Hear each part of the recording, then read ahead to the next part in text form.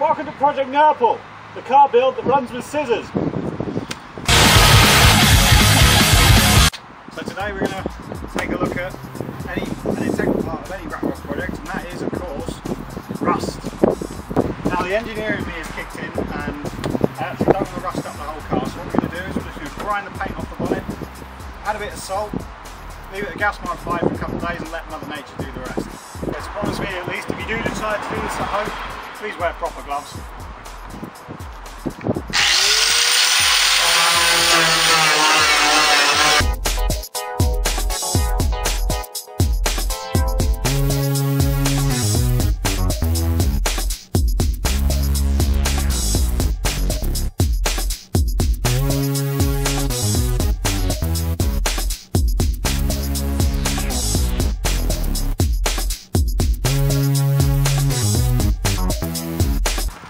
Okay, so we've ground off about 40% of the paint.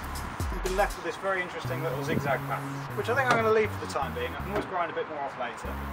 But it's worth remembering that this is going to rust and change with the conditions, so it's going to be like a evolving kind of appearance. Which should be really interesting to see how this actually, see if the rust gets under the paint, starts to lift it up. It'll be a really interesting thing to see how it changes. Anyway, time to get our rust on. And we're going to be doing this chip shop style.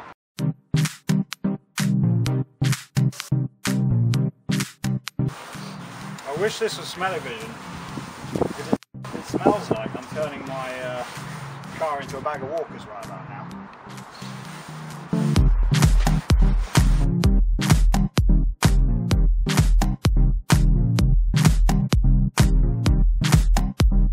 Okay, so that's the salt and vinegar action dealt with. So now we're going to leave it overnight. I know that the forecast is for rain tonight, so hopefully that will help us on our way a little bit. And we'll come back in the morning and see what we're left with.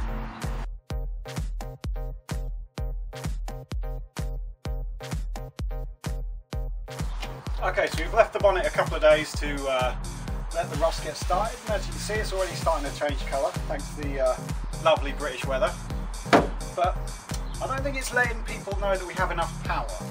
Nothing says I've got 30-ish horsepower like a repurposed rust chrome louvered vent from Homebase. So, I'm going to cut a big ass hole in the bonnet, fit this nice little bit of kit so that everybody knows how much power we're packing.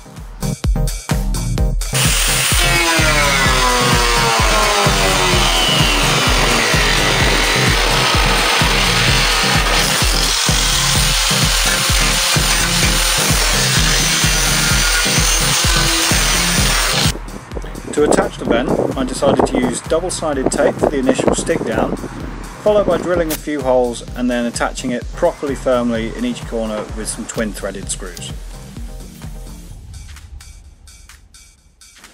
The next mod on the list was to fit some Laminex tinting film to the headlights. Now this is quite a difficult job at the best of times, so it's best done with the headlights off indoors. I'm by no means a professional rapper, so the less said about this the better. But for what it's worth, take your time, don't rush it, and use high quality film. This is something I've always wanted to do to one of my cars, and it's a really popular look with the Euro scene and some rat rods in general.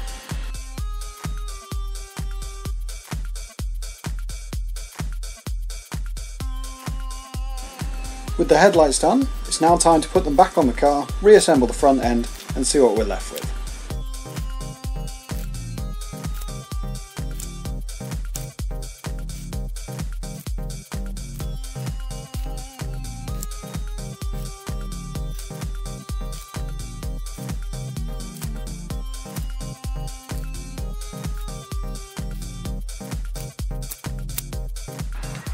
Okay, so it's another evening done working on the Project Rat Rod.